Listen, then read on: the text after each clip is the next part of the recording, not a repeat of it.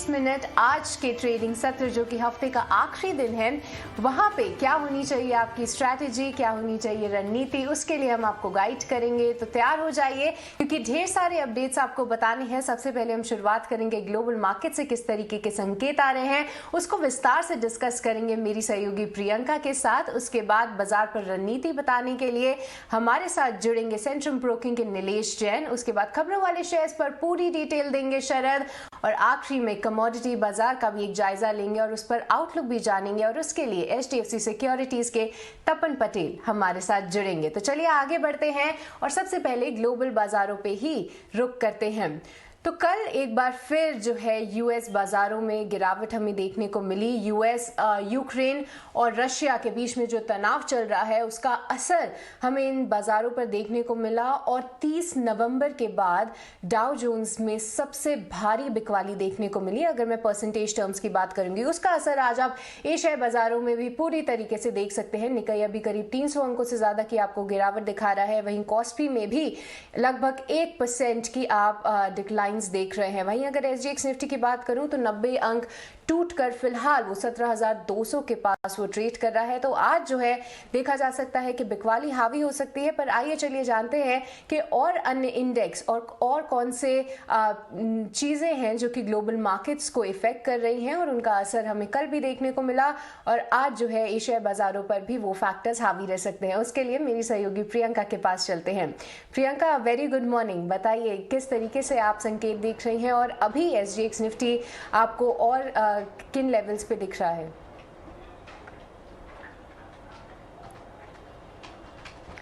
बिल्कुल, good morning सृष्टि। देखिए, कल क्लियरली एक डाउनवर्ड डायरेक्शन आपको यूएस मार्केट्स में दिखी, कोई पुल बैक अटेम्प्ट नहीं हुआ। यानी जिस तरह से जियोपॉलिटिकल सिचुएशन पैन आउट हो रही है, हमने इस हफ्ते की शुरुआत किस नोट पे की थी, बीच में हम किस तरह से पहुंचे, क्योंकि वहां से थोड़ी सी टेंशन यूक्रेन और यूएस के बीच में टेंशन ईज आउट होती हुई दिखाई देती। लेकिन कल जिस तरह से एक न्यूज आई कि यूक्रेन का ये दावा था कि एक बॉर्डर के पास एक विलेज पर अटैक हुआ है रशिया की तरफ से, और उसके बाद हमने क्लियरली देखा कि यूएस मार्केट ने एक भी पुल बैक अटेम्प्ट नहीं किया। आप जहां यूएस मार्केट जहां खुली थी वो डेज हाई था। जिस लेवल पर खुली मार्केट्स, डाउ जिस लेवल्स पे खुला वहां से 600 पॉइंट्स करेक्ट होकर बंद हुआ। नैस्डैक जिन लेवल्स पर खुला वहां से लगभग 400 पॉइंट्स करेक्ट होकर बंद हुआ। तो क्लियरली डाउनवर्ड डायरेक्शन थी यूएस मार्केट्स पर हावी। इस वक्त आपको निकाई से भी कमजोरी के संकेत दिखाई दे रहे हैं, और क्लियरली जिस तरह से हम यूएस और यूक्रेन के बीच में कोई भी स्टेप ऑफ नहीं देख पा रहे हैं, कोई डी एस्केलेशन की जो खबरें थी वो गलत दिख रही थी, क्योंकि अब एक यूक्रेन की तरफ से अटैक का दावा हुआ है। तो इन सब के बीच में मार्केट्स क्लियरली रिएक्ट कर रही हैं। हालांकि क्रूड आपको फिर भी वॉलेटाइल दिखेगा, $92 के ऊपर है क्रूड, लेकिन आपको फिर भी वहां पुलबैक्स भी दिखेंगे, वहां लोअर लेवल्स भी दिखेंगे, वहां वॉलेटिलिटी भरा सेशन रहेगा। लेकिन यूएस मार्केट्स क्लियरली एक डाउनवर्ड डायरेक्शन में कारोबार करते हुए दिखाई दी। निकाई से भी कमजोरी के संकेत, क्रूड की जैसे मैंने बात की कि $92 के पास इस वक्त कारोबार कर रहा है। बॉन्ड यील्ड थोड़ी सी ईज आउट हुई, $1.96 के पास बॉन्ड यील्ड दिखाई दी। इसके अलावा जिस तरह से पूरा सिनेरियो पैन आउट हो रहा है इस वक्त, आप SGX निफ्टी भी देख रहे हैं थोड़े दबाव के साथ ट्रेड होते हुए दिखाई दे रहा है। तो हो सकता है सृष्टि हम यहाँ पर, और यूएस डॉलर इंडेक्स की भी यहाँ बात करेंगे जो 96 के पास है। तो सिचुएशंस अगर आप ग्लोबल एसेट क्लास की बात करें तो वो जस्ट की तरह स्टेटस क्यों ही है, कुछ खास फर्क नहीं है। लेकिन सेंटिमेंटल आप अगर इफेक्ट देखें बाजारों पर तो क्लियरली डाउनवर्ड की तरफ था सृष्टि।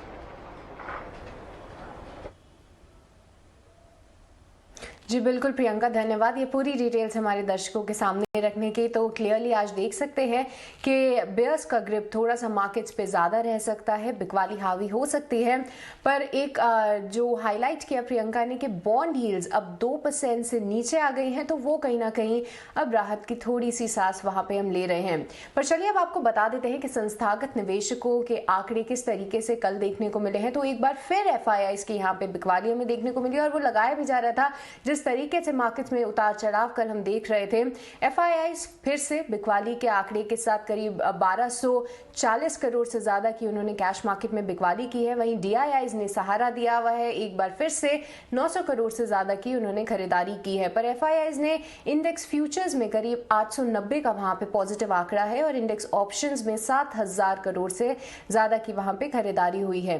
पर चलिए अब आगे बढ़ते हैं और अब एक्सपर्ट्स को बताते हैं कि वो किस तरीके से आज मार्केट्स की चाल देख रहे हैं और हमारे को आज रणनीति बताने के लिए, इंडेक्स और स्टॉक स्पेसिफिक राय देने के लिए हमारे एक्सपर्ट जुड़ चुके हैं, जो कि आज सेंट्रम ब्रोकिंग से नीलेश जैन हमारे साथ फोन लाइन पे मौजूद हैं। Nilesh, very good morning. सबसे पहला सवाल मेरा आपसे इंडेक्स लेवल पे ही होगा। कल जिस तरीके से हमने क्लोजिंग दी, आखिरी 1 घंटे में बिकवाली हावी होते हुए देखी हमने भारतीय बाजारों पे, आज जिस तरीके से ग्लोबल संकेत आ रहे हैं वो काफी नेगेटिव साइड पे हैं। नीचे के स्तरों पे आप किस तरीके का सपोर्ट देख रहे हैं निफ्टी और बैंक निफ्टी पे? गुड मॉर्निंग सृष्टि। देखिए, ओवरऑल बाजार के सेंटीमेंट थोड़े से वीक जरूर है, जिस हिसाब से वॉलेटिलिटी इंडेक्स लगातार ऊपरी स्तरों पर जाता हुआ नजर आ रहा है। और कल के सेशन में इनफैक्ट लगातार दूसरे कॉन्जिक्यूटिव सेशन हमने ऊपरी स्तरों से सेलिंग प्रेशर देखा। 17,400 17,450 ये वो लेवल है जहां पे 50 day moving average and 21 day moving average का मेजर रेजिस्टेंस है। तो जब तक वो लेवल पार नहीं होते तब तक यहाँ पे सेल साइड में ही रहना चाहिए और सेल एंड राइज की रणनीति बरकरार रखनी चाहिए। अगर निफ्टी 17,450 के ऊपर निकलेगा तो यहाँ पे एक ट्रेंड रिवर्सल और स्ट्रॉन्ग बाइंग हमें देखने को मिलेगी। तो फिलहाल के लिए सेल साइड का ट्रेड है, 17,400 का स्टॉप लॉस होगा, 17,150 17,100 के टारगेट्स होंगे। जो मेजर कंसर्न है वो है बैंकिंग क्षेत्र को लेकर। बैंक निफ्टी बिल्कुल पार्टिसिपेट नहीं कर रहा है, लगातार वहां पे एक अंडर परफॉर्मेंस देख रहे हैं। तो मेरा ये मानना है कि बैंक निफ्टी 37,000 की ओर जाता हुआ नजर आ सकता है। 37,000 तक के टारगेट्स होंगे, 37,700 का स्टॉप लॉस होगा।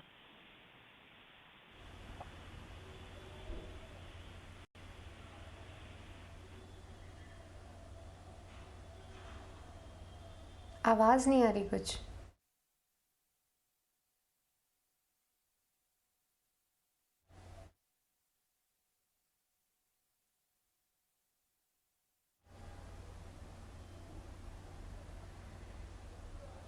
ठीक है नीलेश, ये तो आपकी बैंक निफ्टी और निफ्टी पे राय हो गई, जहां पे बैंक निफ्टी आपको ज्यादा कमजोर दिख रहा है। बट कौन से शेयर्स होने चाहिए जहां पे ट्रेडिंग के मौके दिख रहे हैं, वो भी हमारे दर्शकों को बताइए। बिल्कुल सृष्टि, देखिए 2 स्टॉक्स है मेरे रडार पे, एक बिकवाली है और एक कॉन्ट्राबेट भी है। तो जो बिकवाली करके चलने की सलाह होगी वो होगा फाइनेंशियल स्पेस से मुथूट फाइनेंस। इस पर्टिकुलर काउंटर में नतीजे खराब रहे थे, उसके बाद लगातार प्रेशर में आता हुआ नजर आ रहा है और दोनों ही स्टॉक्स मुथूट एंड मन्नापुरम में हमें लोअर टॉप लो बॉटम बनते हुए नजर आ रहे हैं। तो मुथूट फाइनेंस में 1335 के स्टॉप लॉस से बिकवाली करने की सलाह होगी, 1260 के टारगेट्स होंगे। अब जो दूसरा कॉन्ट्राबेट लेना है वो है क्यूमिंस इंडिया। ये एक one of the out performer counter साबित रहा है। कल के सेशन में लगातार लॉन्ग बिल्डअप यहाँ पे देखने को मिल रहे हैं, तो बाजार की गिरावट में इसे लॉन्ग किया जा सकता है। 968 के स्टॉप लॉस से 1020 के टारगेट्स होंगे।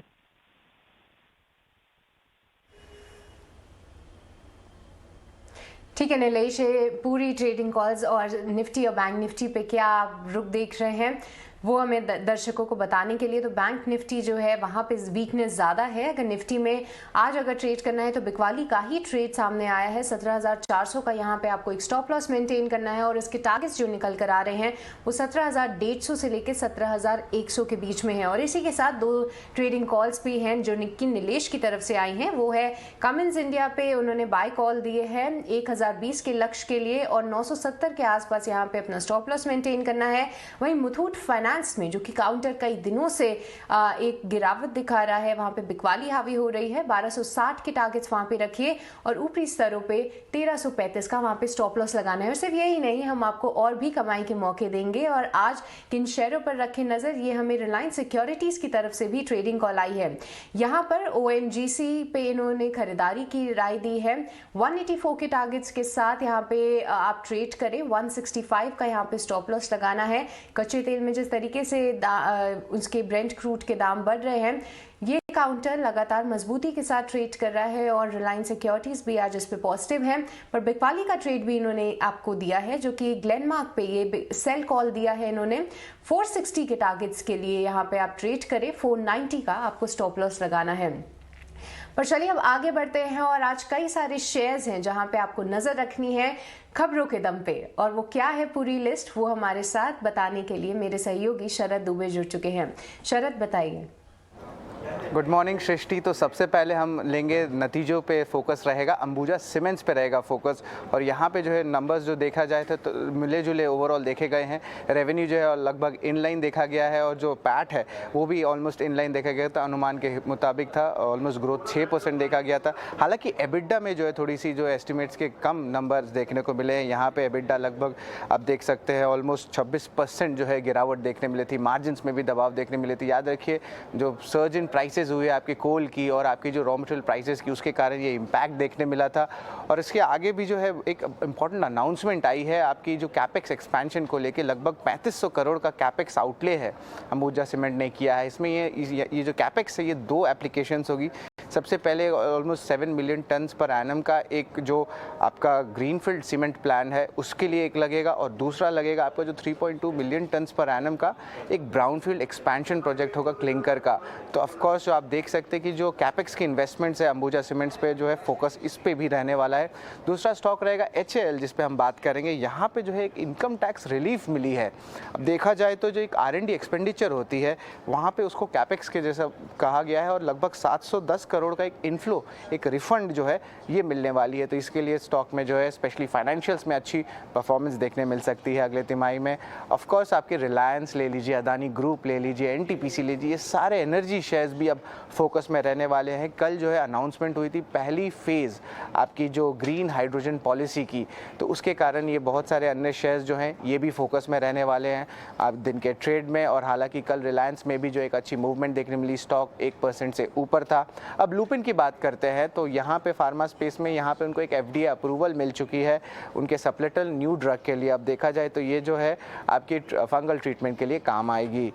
इसके अलावा कॉन्फिडेंस पेट्रोल इंडिया में भी जो है उनकी आर्म ने एक एक्विजिशन की है, और ये एक्विजिशन में लगभग आप कह सकते हैं 50% स्टेक जो है मारुति कोऑत्सी सिलेंडर्स में ले गए हैं। तो एक टाइप से ये LPG सिलेंडर्स के लिए आते हैं, तो ये भी स्टॉक्स फोकस में रहेंगे। इसके अलावा आज एक महत्वपूर्ण FTA एग्रीमेंट साइन होने का बात है इंडिया और UAE के बीच। इसके कारण बहुत सारे आपके लेदर स्टॉक्स ले लीजिए, टेक्सटाइल स्टॉक्स ले लीजिए, हालांकि इवन राइस स्टॉक्स ले लीजिए, ये सब फोकस में रहने वाले हैं। जैसे कि आप मिर्ज़ा इंटरनेशनल, वेल्सपन कॉर्प, ये दोनों स्टॉक्स जो है एक्सपोर्ट हैवी स्टॉक्स है। वेल्सपन आपके टेक्सटाइल स्पेस में पड़ते हैं।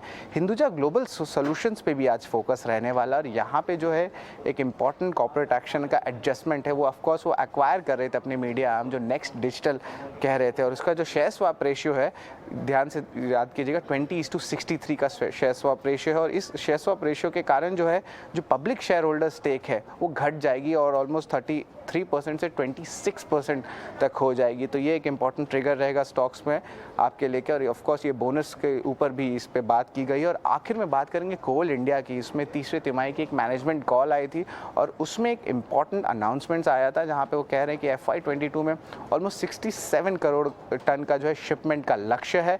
और इसके अलावा जो प्रोविजन कर रहे हैं कि जो वेज रिविजन होगी, वेतन में जो चेंज आएगी, बदलाव आएगी, उसमें 100 करोड़ प्रति महीने जो है उसका एडजस्टमेंट देखा जाएगा। और आखिरी में कंपनी जो कह रही है कि कोल प्राइस की इंक्रीज के लिए जो है वो दबाव बनाए रखेंगी। तो ओवरऑल देखा जाए सृष्टि, तो ओवरऑल आप देख सकते हैं लार्ज कैप स्पेस ले लीजिए, एनर्जी स्पेस ले लीजिए, यहाँ पे ज़्यादा जो है न्यूज़ फ्लो देखने मिल रहा है।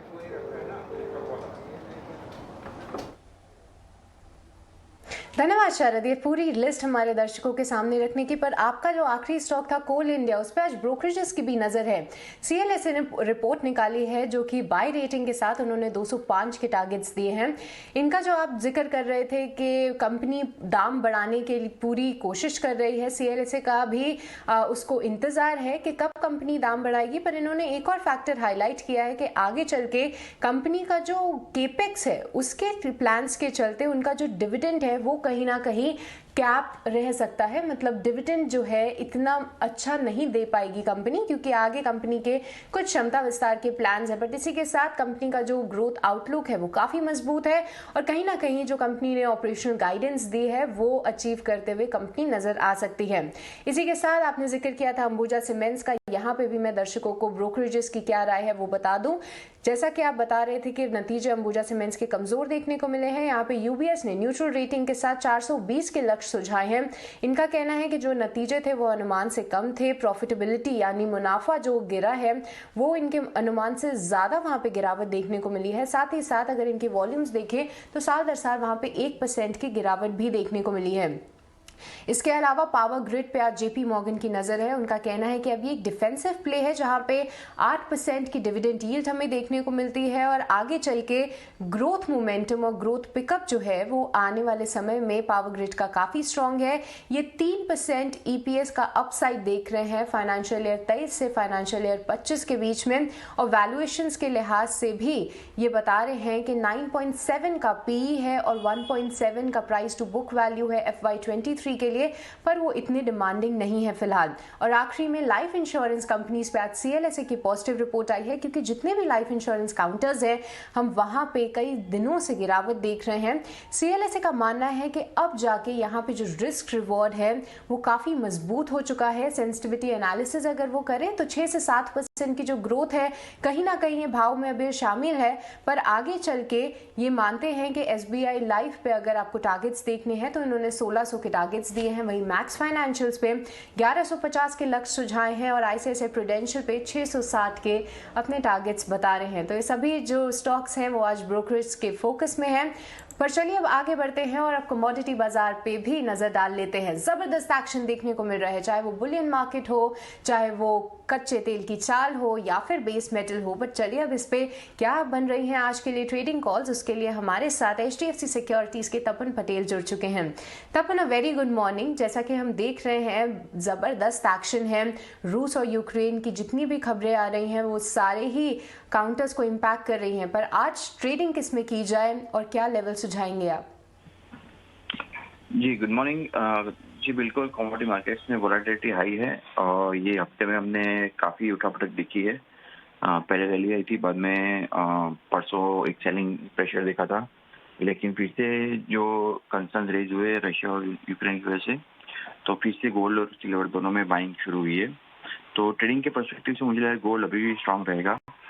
कॉमेक्स में अगर देखें तो मुझे लगता है 1970 के लेवल जो है वो आ सकते हैं टूंकी समय में। तो बाइंग रिस्क का व्यू यहाँ पे कंटिन्यू रखना चाहिए। गोल्ड अप्रैल फ्यूचर M6 में 50,100 के लेवल से गोल्ड में बाय कर सकते हैं। 50,700 का टारगेट रहेगा और 49,700 का स्टॉप लॉस रख के गोल्ड में बाय कर सकते हैं। क्रूड ऑयल में मुझे लग रहा है कि सेलिंग कंटिन्यू रह सकती है थोड़ी, क्योंकि ओवरऑल जो है करेक्शन एक आ सकता है यहाँ पे। सप्लाई प्रेशर भी है, जो इन्वेंट्री वीकली जो है वो बढ़ के आई थी, तो उस क्रूड में सेलिंग थोड़ी रह सकती है। 6,890 के लेवल से क्रूड में सेल कर सकते हैं मार्च कॉन्ट्रैक्ट, और टारगेट 6,810 और स्टॉप लॉस जो है 6,950 का रख के क्रूड में सेल कर सकते हैं। बाकी अगर नेचुरल गैस भी देखें, नेचुरल गैस स्ट्रांग रहेगा ओवरऑल, क्योंकि डिमांड काफ़ी स्ट्रांग है, ओवरऑल सप्लाई टाइटन है। तो नेचुरल गैस में मुझे लग रहा है कि और तेजी यहाँ पर रहती है, तो उसमें एक अगर ट्रेड है तो पोजिशन अपनी होल्ड रखनी चाहिए बाइंग के लेवल तरफ से। बेस में देखें तो पूरा कॉम्प्लेक्स काफ़ी स्ट्रांग है, खास करके निकल, जिंक और एल्यूमिनियम, और तीनों में काफ़ी तेजी फंडामेंटल स्ट्रांग है। निकल में खास करके हमको मूवमेंट देखने को मिली कल, और मुझे लग रहा है कि बाइंग उसमें कंटिन्यू रखनी चाहिए, क्योंकि सप्लाई प्रेशर कंसर्न ज़्यादा है निकल में। जो रशिया और यूक्रेन की टेंशंस खड़े हुए हैं, तो वहाँ से सप्लाई डिस्ट्रक्शन के फियर्स रेज हो सकते हैं। तो निकल में 1790 के लेवल से फरवरी कॉन्ट्रैक्ट में बाय कर सकते हैं। टारगेट ऊपर में 1820 और स्टॉप लॉस जो है वो 1775 करके निकल में बाय कर सकते हैं। एल्यूमिनियम, जिंक दोनों में भी काफ़ी स्ट्रॉन्ग काउंटर है। एल्यूमिनियम भी 259 के लेवल से बाय कर सकते हैं, टारगेट 264, स्टॉप लॉस 257 करके एल्यूमिनियम भी बाय करना हो तो कर सकते हैं। तो ये था आज के दिन के, इतना एक्शन काफ़ी है।